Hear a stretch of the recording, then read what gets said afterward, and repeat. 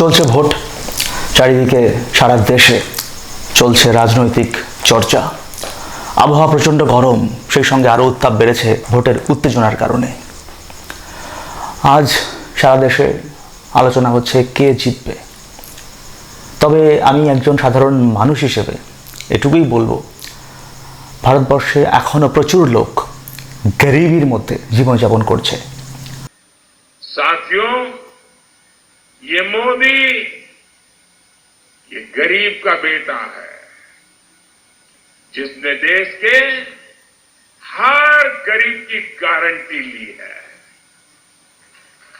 বর্তমান সরকার প্রচুর মানুষকে গরিবের মধ্য থেকে বের করে আনবার চেষ্টা করেছেন এবং কিছু ক্ষেত্রে সফলও হয়েছেন। वंचितों को वरीयता दे रहे हैं, किसी भी गरीब को भूखे पेट सोना न पड़े, इसलिए हम मुफ्त राशन दे रहे हैं। হ্যাঁ, তিনি 100% সফলতা অর্জন করতে পারেননি গরিবি দূরীকরণের ক্ষেত্রে, কিন্তু তিনি কিছু লোককে গরিবি থেকে দূর করে আনতে পেরেছেন এবং তিনি আরও কিছু লোককে ভবিষ্যতে গরিবি থেকে দূর করে আনবার জন্য চেষ্টা করে যাচ্ছেন। टॉप 3 इकोनॉमी पर पहुंच के रहेगा भारत, और ये मोदी की गारंटी है।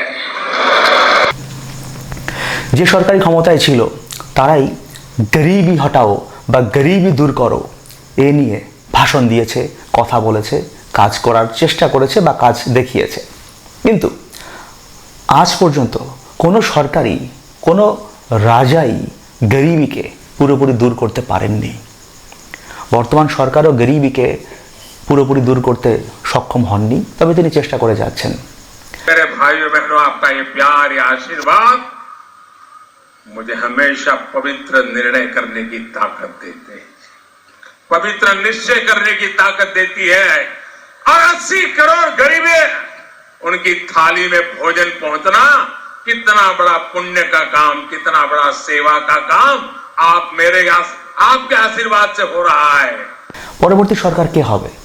কংগ্রেস না বিজেপি নাকি অন্য কোনো তৃতীয় শক্তি? এ প্রশ্ন সবার মনে।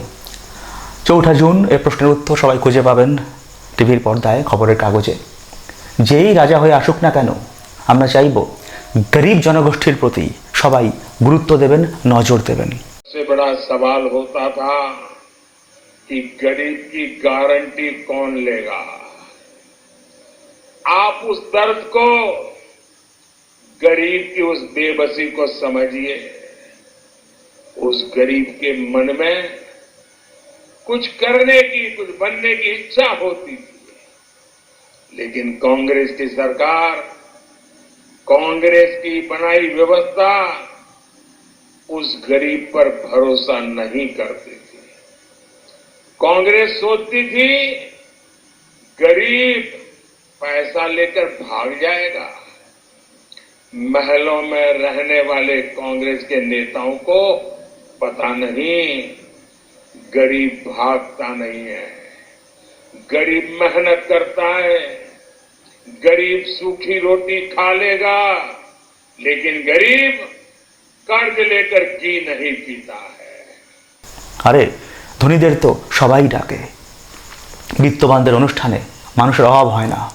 অনেক লোক সেখানে জমায়েত হয়, তাদেরকে তাদের 5-8 বার জন্য হাজারো পদলেহনকারী, হাজারো চামচে সেখানে রেডি থাকে।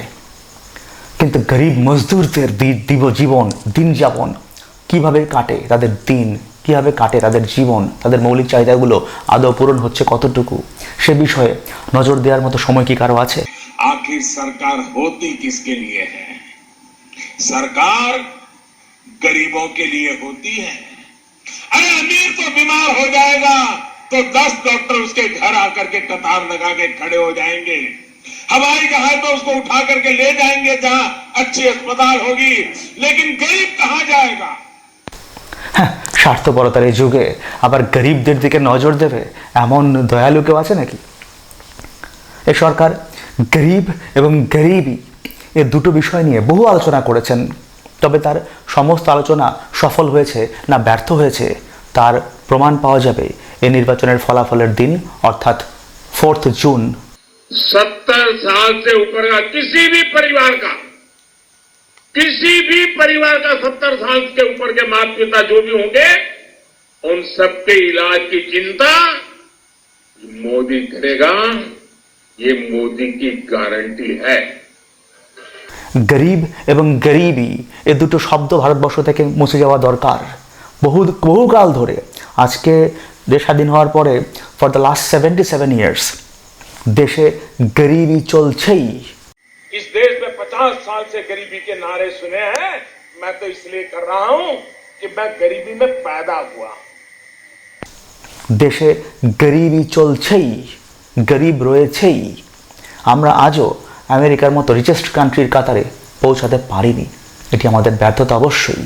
তবে গরিবিকে নিয়ে যেন প্রত্যেকটি শাসক ভাবেন, এবং শুধুমাত্র লোক দেখানো চিন্তা ভাবনা নয়, তারা যেন গরিবদের জন্য মন থেকে কাজ করেন।